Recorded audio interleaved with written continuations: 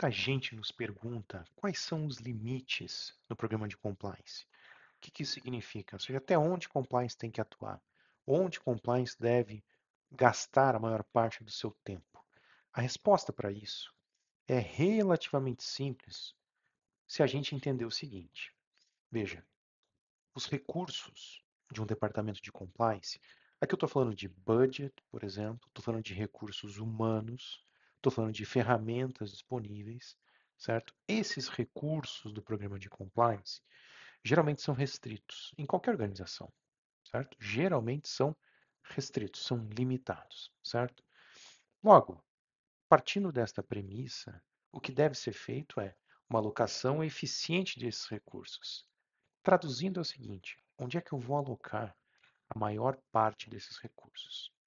Resposta para isso: eu vou alocar a maior parte desses recursos naqueles eventos que têm o potencial de causar as consequências mais indesejadas para a organização do ponto de vista de conformidade. Agora, o ponto é, muito bem, como é que eu chego nessa resposta, certo?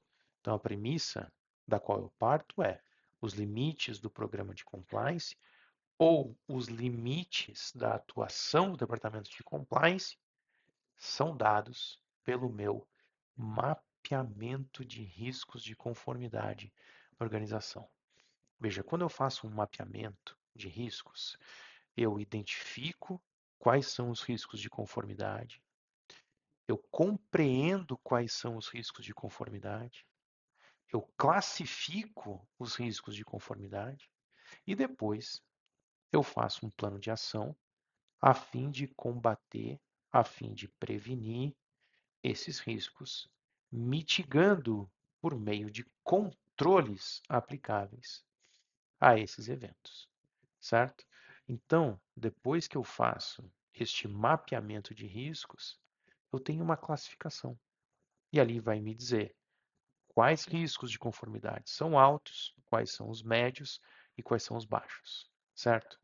Lembrando que eu tenho recursos escassos aqui. Então, onde eu vou alocar a maior parte dos meus recursos? Nos riscos que são classificados como mais altos. Os riscos altos, certo? Por que isso é importante? Exemplo muito básico.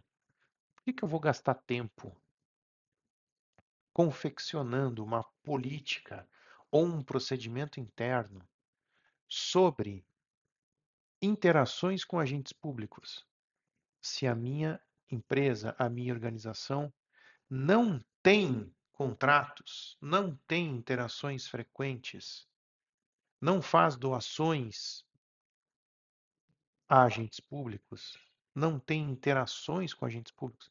Por que eu vou fazer uma política ou gastar tempo em relação a isso? Agora, se isso ao longo do tempo se modificar, aí eu preciso identificar essa atividade como um risco e classificar esse risco.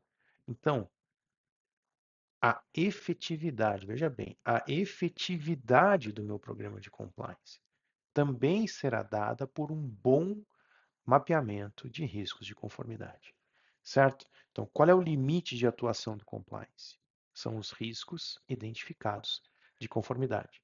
E aí, na abordagem baseada em risco, eu vou pegar os maiores recursos e vou alocar para o combate e a prevenção dos maiores riscos, certo? Agora, uma pergunta derivada aqui é o seguinte: só riscos de conformidade ou todo e qualquer risco da organização? Aqui não tem resposta certa. O ponto principal aqui é entender a estrutura do departamento na organização em que você está inserido. Se for uma organização pequena, em que, por exemplo, o departamento de compliance, o departamento de controles internos, a auditoria, é tudo feito dentro de um mesmo departamento, talvez esses riscos a serem mapeados não estão limitados aos riscos de conformidade. Agora, numa estrutura maior, onde tem um departamento de compliance específico, onde tem um departamento de controles internos, onde tem uma auditoria interna reportando a alta administração diretamente, aí eu consigo segregar essas funções, certo?